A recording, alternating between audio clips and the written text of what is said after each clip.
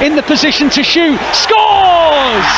Jérémy Doku! That is one of the all-time Premier League winger displays. Jérémy Doku is simply incredible. Jérémy Doku is pure electricity on the pitch. The moment the ball reaches his feet, defenses panic. He's a blur, a menace, a winger who plays like the laws of physics don't apply to him. At just 22 years old, the Belgian wizard has already carved his name into the conversation as one of the most electrifying wingers in world football. Yeah, he's one of those players that I would describe as being a nightmare to play against because you don't know what he's going to do. You can never ever doubt his courage, and that's what I love about Doku. One feint, one shift of weight, and you're toast. His feet move faster than defenders can think. His confidence? Unshakable. And when he's in full flight, there's not a defender alive who can live with him. But the journey to becoming Manchester City's most unplayable weapon, it's a story of grit, setbacks, and a kid who refused to be anything less than extraordinary. This is the scary truth about Jérémy Doku. Nobody is noticing.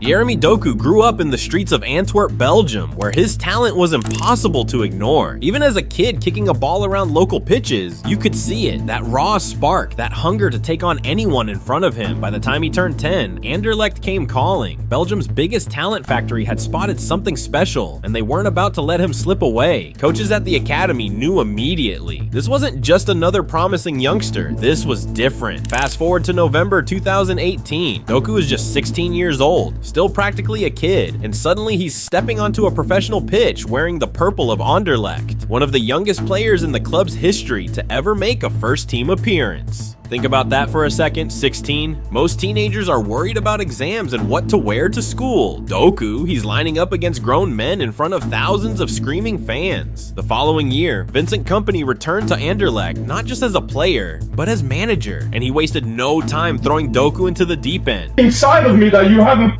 seen, boys. Number one, West, whether we play with 3, 4, 5, 6, it's my decision.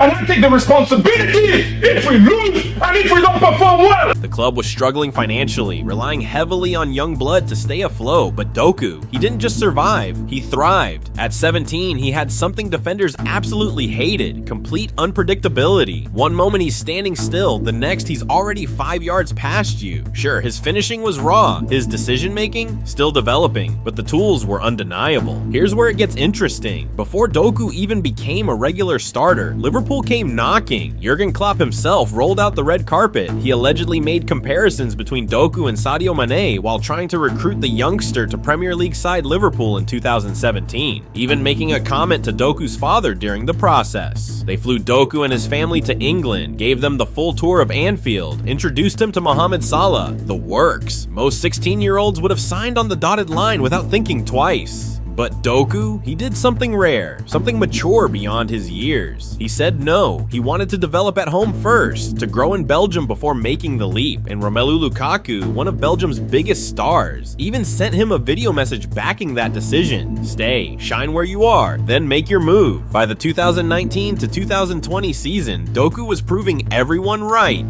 December 2019, his first professional goal. A few days later, another one in the Belgian Cup. Then came March 2020, 7-0 destruction of Zulte Waregem, 2 goals, 1 assist, all Doku. That was the moment people stopped calling him a prospect and started calling him a problem, for defenders at least. He finished that campaign with 5 goals in 34 appearances. Not bad for a teenager still figuring things out. And Belgium's national team, they'd already seen enough. At just 18, Doku was called up to the senior squad. Within days of pulling on that Belgium red shirt, he scored. But Anderlecht couldn't hold on to him forever. They needed the cash. Big clubs were circling, and in October 2020, Rennes came in with a massive offer, somewhere between 26 and 27 million euros, a record fee for the French club, a record sale for Anderlecht. And just like that, the kid from Antwerp was off to France, ready to prove himself on an even bigger stage. When Jérémy Doku landed in Rennes in late 2020, the pressure was real. This wasn't some quiet move to develop in peace. Rennes had just qualified for the Champions League for the first time ever, and they'd blown their transfer record to bring him in. For an 18-year-old kid, that's a lot to carry. New country, new league, new language, and everyone's watching, waiting to see if you're worth the money. The beginning? Rough. League One is brutal. It's physical, it's tactical, and defenders don't care how much hype you come with. They'll kick you if they have to. At first, Doku was only showing glimpses. A clever run here, a moment of skill there, but nothing consistent. Then December rolled around and something clicked. Assists against Marseille and Lorient. Small steps, but you could see him starting to settle, getting used to the pace, learning how to handle himself.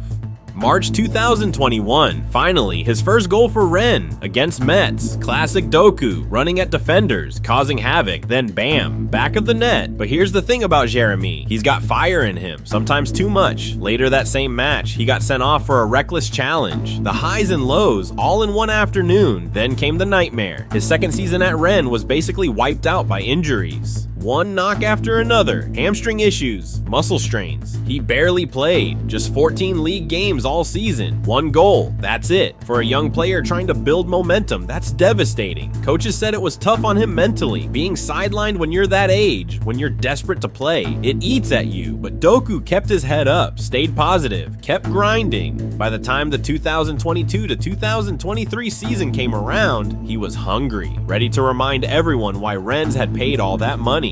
Problem was, he wasn't starting much at first. Manager Bruno Genesio kept bringing him on as a substitute, but then January happened. Rennes sold Kamaldeen Sulemana, their other young winger. Suddenly there was space, opportunity, and Doku, they handed him the number 11 shirt. That's a statement. February 2023, first full 90 minutes he'd played in nearly 2 years. You could feel the relief, the confidence coming back, and then things really started cooking. Europa League knockout rounds against Shakhtar Donetsk. Doku set up goals in both legs. Rennes didn't go through, but he was electric. The kind of performance that makes scouts sit up and take notes. April was his month. April 15th, 2 goals in a 3-0 win over Reims. His first goals at Rennes home stadium since he'd arrived. The fans had been waiting for that, and Doku finally delivered. 2 weeks later, another brace, this time against Angers. Rennes were only up 2-1. Then Doku took over in the second half. 2 goals, game over, 4-2. But the goal everyone remembers came in May against Ajaccio. Doku picks up the ball inside his own half, just starts running, full sprint. Defender after defender trying to stop him. Doesn't matter. He's gone. Cool finish. Absolute masterclass. By the end of the season, 6 league goals, all of them scored in the final 2 months. Rennes finished 4th, and Doku had shown the world what he could do when he was fit and firing. After the season wrapped, he was honest about his time in France. Playing against guys like Neymar, Hakimi, and Mbappe every week forced him to level up. He joked about his goal tally, saying he's no Zlatan, just a humble kid who loved to play. But the secret was out. West Ham tried to get him first, but when Manchester City came in with a £55 million offer, that was that. Rennes accepted. Doku said his goodbyes. 75 appearances, 10 goals, 3 seasons in France. Plenty of ups and downs, but he'd proven something important. When healthy, he was special. And now, he was heading to the Premier League, to one of the best teams in the world, to play under Pep Guardiola. This was about to get serious. August 2023, Manchester City had just won the treble. They were European champions, Premier League champions, and arguably the most dominant team on the planet. And they've done it!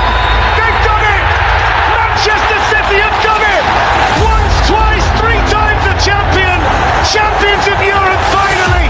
History made in Istanbul! And now they were bringing in this 21-year-old Belgian winger who most Premier League fans had barely heard of. 5-year contract, number 11 on his back. All eyes on him. September 2nd, his debut. Fulham at the Etihad. City won 5-1, and Doku gave everyone a taste of what was coming. But it was the next game that really announced his arrival. September 16th, away at West Ham, Doku gets the ball out wide, stares down his defender, drops that signature shoulder, cuts inside, and absolutely rockets one into the corner. Keeper didn't even move. Couldn't. Game finished 3-1, and Doku walked away with man of the match. After the game, even Pep was shocked. He straight up admitted he didn't expect that kind of performance so soon. Called him a proper winger and said he hadn't seen anything like it in years. Coming from Pep Guardiola, that's not just praise, that's validation. Doku himself couldn't hide how happy he was. Usually quiet in interviews, but that day, big smile. Talking about how Pep told him to just go at defenders. Don't overthink it, just just attack. And attack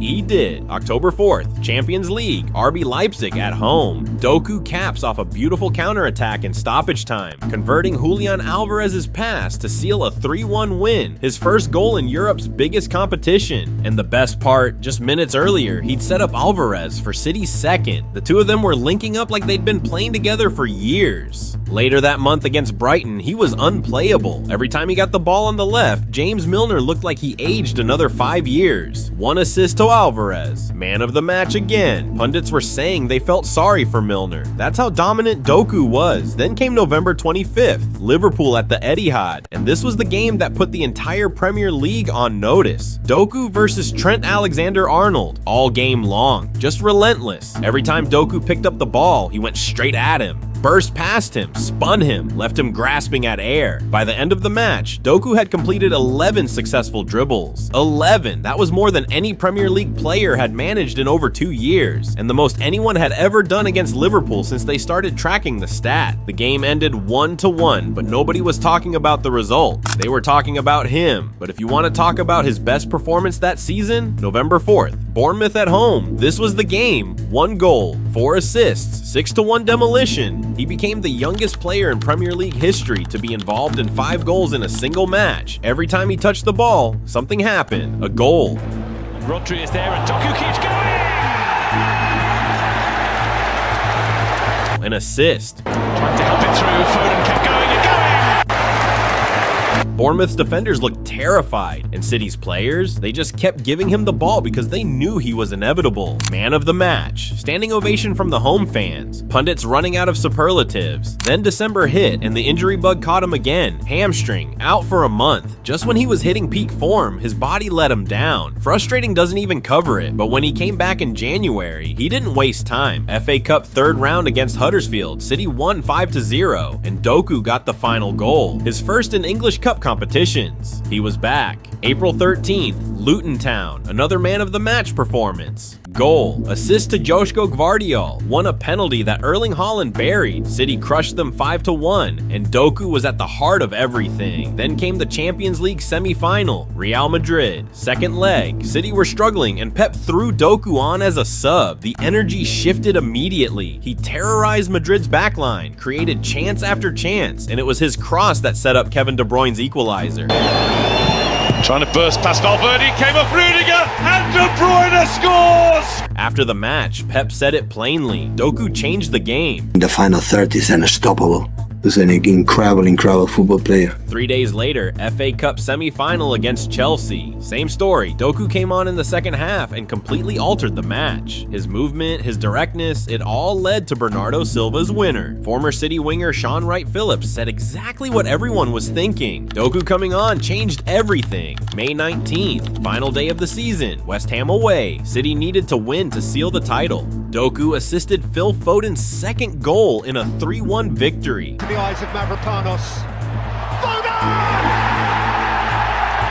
Premier League champions. Again, his first major trophy. 4 goals and 7 assists in his debut season. Not bad for a 21-year-old adjusting to a new league, a new system, and the highest expectations in world football. The FA Cup final against Manchester United was bittersweet. Doku scored, but City lost 2-1. No double. Still, he'd shown more than enough. The kid from Antwerp had arrived on the biggest stage, and he was only just getting started. The 2024 to 2025 season kicked off with expectations sky high for Doku. He'd proven himself in year 1. Now it was time to push on, take that next step, become not just a threat, but a consistent match winner. September 24th, Carabao Cup, 3rd round against Watford. Doku opened the scoring in a 2-1 win. First goal of the new season. Nothing spectacular, just doing his job. But bigger moments were coming. October 1st, Champions League group stage. Slovan Bratislava at home. City absolutely battered them 4-0. But here's the wild part. Doku had 26 touches inside the opposition's penalty box. 26. That shattered a record that had stood since the 2008 to 2009 season. The most touches in the box box in a single Champions League match ever recorded. He also grabbed an assist to Phil Foden that night, just casually breaking records and setting up goals. 4 days later, Fulham away. City were up 2-1 but needed insurance. Doku picked up the ball outside the box, took a touch, and absolutely leathered it into the top corner. Stunning strike. 3-2. Game sealed. Fast forward to January 19th, 2025. FA Cup. Ipswich Town. City demolished them 6-0, and Doku was brilliant. Scored 1. Assisted Haaland for another. Pep couldn't stop praising him after the match, calling his performance brilliant. But then just like that, another injury. Same match. He'd be out for almost a month, and this wasn't just bad timing for Doku. City were falling apart. Key players aging. De Bruyne, Bernardo Silva,